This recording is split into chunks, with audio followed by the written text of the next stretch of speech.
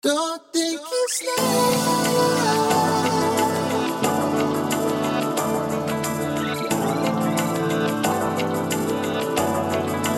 Don't think it's love.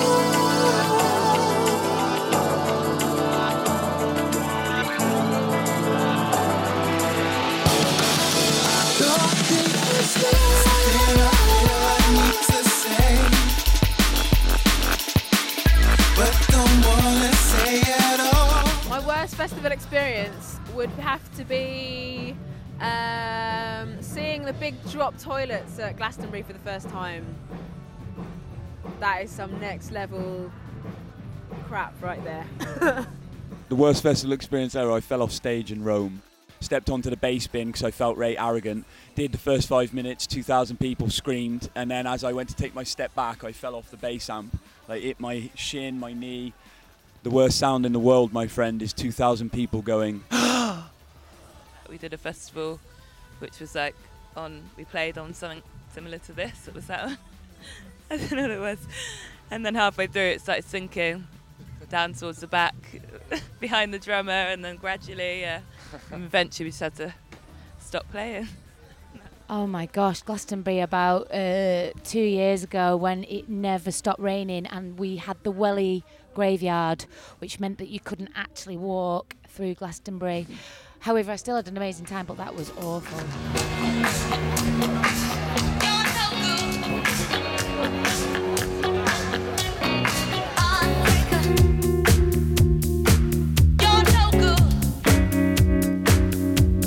Saying, come party with us and feel the soul. Be yourself. I don't know what it's saying. I don't know. I'm trying to think if there's some kind of message behind the music. I guess it's just sort of saying, morning, would you want a cup of tea or something? I don't know. It's saying, seriously, I genuinely, actively tried to push, and together we tried to push the idea of a free life. Like happiness more than unhappiness. I think the music really symbolises the chaos within our minds. Yes. He once described our music as an ejaculation of two egos. I think it's a fair statement. I've been wishing, I've been told, I love the way that you walk past me, more I'm leaving. It's so kind, love you in my hand. I said, no, baby, one more time. Hey.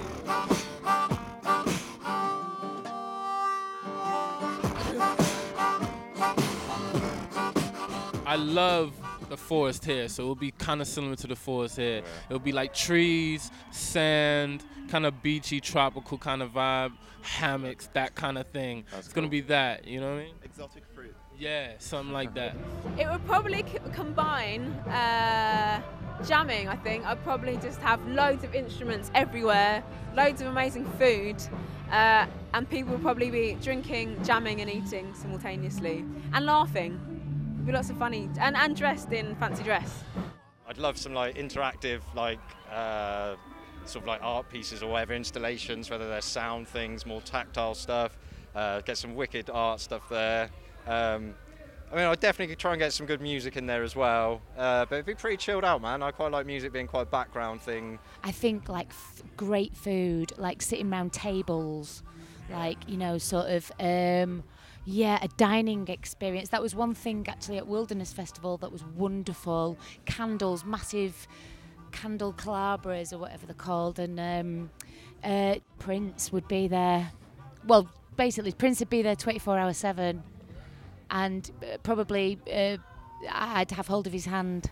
No, I like the idea of jamming. I think if they just had like a tent where there's loads of instruments set up, and there was like a guy who kind of curated like something where people just get in a queue, and then you've basically got 5 minutes and just this ever going like jam from like one comes 24 hours for 3 days, and like the jam doesn't stop apart from until like it needs to change key, because there's only so far you can go in E, isn't there? So, yeah. Actually, last night there was this nudist contingent here, and like I thought that was really cool. And like Lorna was saying, like That would be liberating. Like you were debating it, and like I reckon let's go old school. Let's go nudist.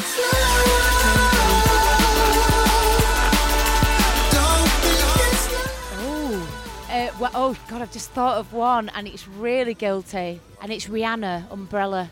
Living Daylights. In fact, if you look, actually, one of the tunes, I was listening to that quite a lot randomly, and one of the tunes off the album's actually named from, got a lyric from that song, actually. Oh, that's easy. Sting. Probably DJ Luck and MC Neat with a little bit of dialogue. I think fun pop, like the old pop bands, Britney Spears, NSYNC, like that lot. Oh my God, did he say that? Oh, my guilty pleasure track has to be Toxic by Britney Spears. I love it.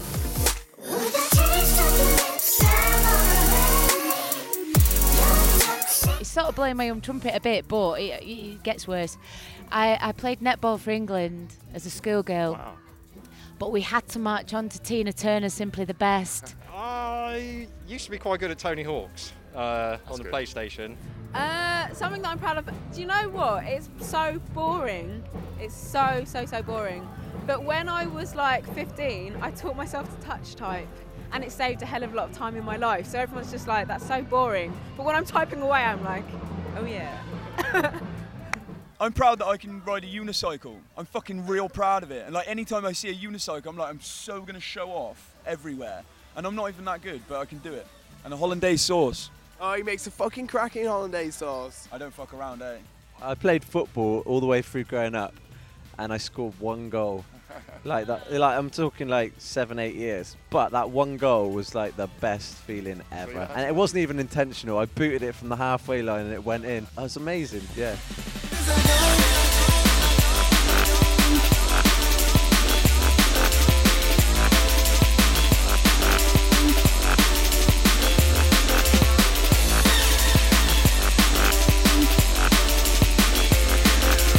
You're simply the best.